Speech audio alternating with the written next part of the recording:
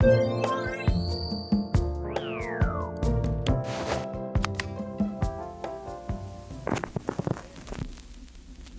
is the story of Escape from the Gremlins. You can read along with me in your book. You will know it is time to turn the page when you hear the chimes ring like this. Let's begin now. Billy Peltzer had received a gift from his father, a friendly Mogwai creature named Gizmo. A Mogwai is cute, furry, and little, but the responsibility of owning one is big. Billy had broken one of the Mogwai rules when he spilled water on Gizmo, which created 5 new Mogwai.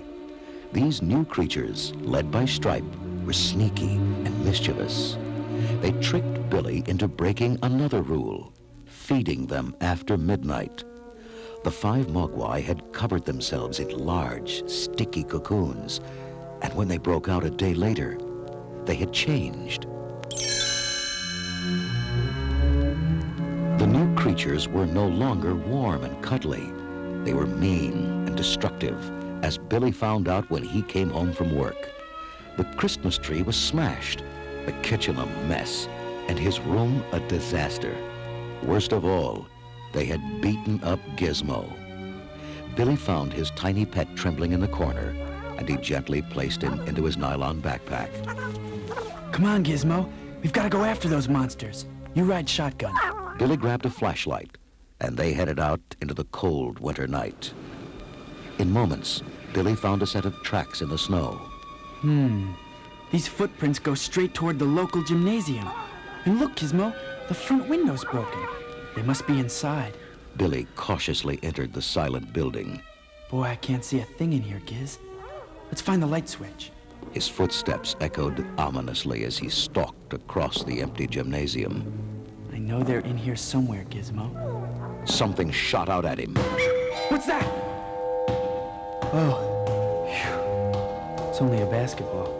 A jeering, high-pitched laugh filled the building. Billy gripped his flashlight. The creature is toying with me, Gizmo. He could have attacked, but he didn't. The nasty laughter suddenly stopped. It was deathly quiet. I think I see the light control box, Gizmo. Now we'll fix him. Billy approached the electrical cabinet and opened it. Crouching inside the box was Stripe. Only now, he was no longer a furry little Mogwai. He was bigger and vicious looking. He still had his white stripe, but his fur had been replaced with hard, scaly armor.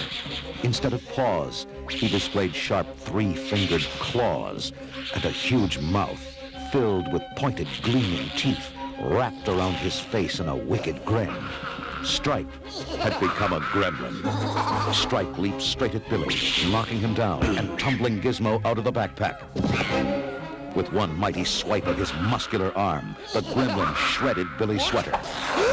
Stripe stood over Billy as if to attack again, but he didn't. Instead, he just smiled wickedly, cackled one last hideous laugh, and leaped off in the opposite direction. Suddenly, Billy realized where Stripe was headed. No! Don't jump in the swimming pool! Stop! It was too late. The gremlin had splashed into the water.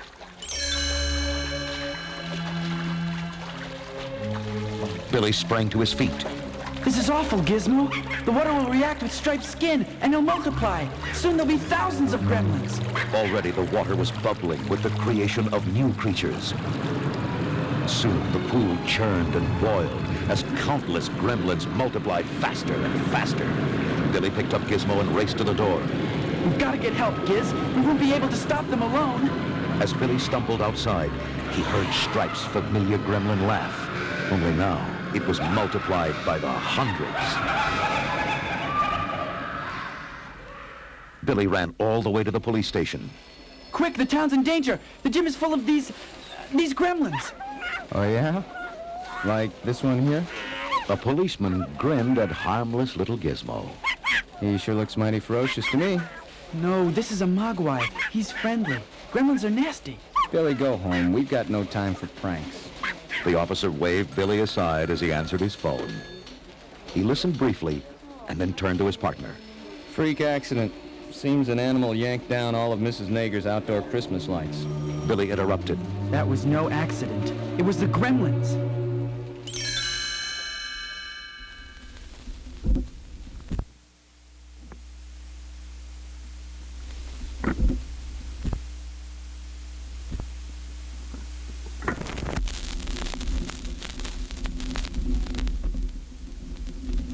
Billy was right. The town was being overrun by gremlins.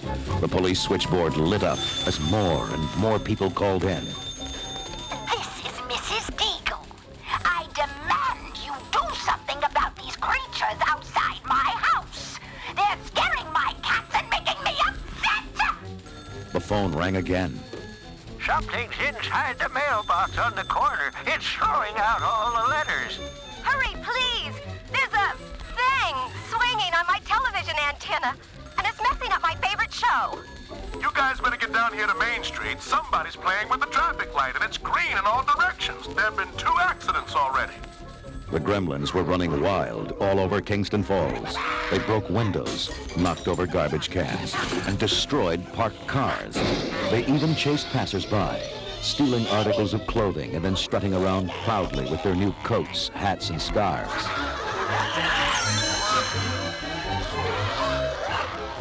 Gremlins broke into the local radio station and smashed all the records. Then they started singing into the announcer's microphone. Soon, radios were playing their creepy songs all over town. Not far away, Mr. Futterman was relaxing at home when he heard his snowplow start up outside. What's going on? Martha, look! My plow is driving by itself. Wait! It's coming this way! Run! The plow crashed right through the Futterman's living room. Thanks to you-know-who. The gremlins didn't like people. They didn't like the town. In fact, the only thing they did like was making trouble. Down the block, gremlins were knocking over snowmen, breaking windows and yanking up shrubs. Billy's friend Pete watched them carry stuff out of a garage and scatter it in the street. Then they climbed onto Pete's roof. Pete leaned out his upstairs window, aimed his slingshot, and fired. A gremlin toppled over backwards. I got him! Pete aimed again. I'll teach you to pull down our decorations. How? Got another one. This one zinged off the roof, fell into a trash can, and rolled down the street. Pete loaded again. Wow, this is more fun than an arcade.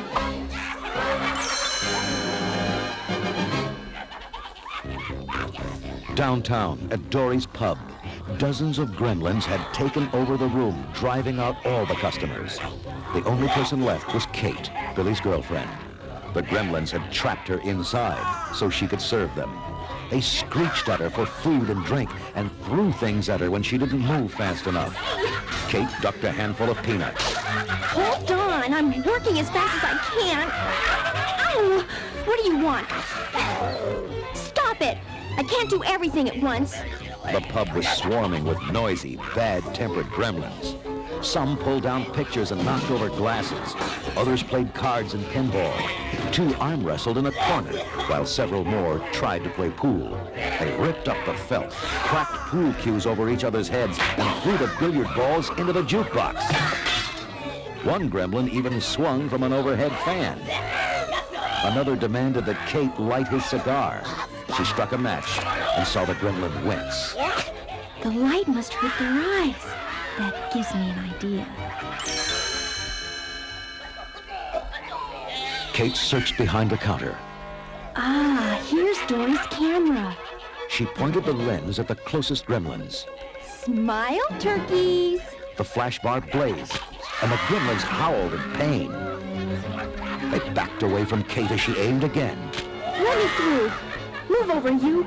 Take that. Time and again, she blinded the creatures as she headed for the front door.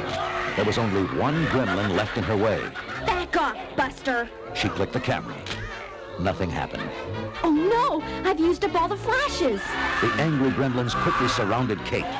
Now, they would never let her escape. Then, bright light flooded into the pub. The gremlins screamed and covered their eyes. Kate looked outside to see headlights from a parked car shining straight into the pub. A figure climbed out of the driver's seat. Kate, it's me, Billy. Come on. Kate ran outside and jumped into Billy's car. Careful, Kate. You almost sat on Gizmo. Billy turned the key, but the car wouldn't start. What a time for it to act up. Come on, let's make a run for it. The headlights should keep them trapped for a while. Billy grabbed Kate's hand, and they raced down the snowy street. Let's duck into the bank. We'll be safe in there. Kate followed Billy into the deserted building and caught her breath. Oh, Billy, I've never been so scared in my life. Thanks for saving me. She hugged him fondly. What's going on, Billy? What are those creatures? It's a long story, Kate. But the most important thing is we beat them. Gizmo shook his tiny head. Well, little guy, at least we beat them for now. That was the end of Book 3 of Gremlins. Billy, Kate, and Gizmo are safe for now. But Billy's headlights won't hold the gremlins forever. Find out what happens next in Book 4, Gremlins, Trapped.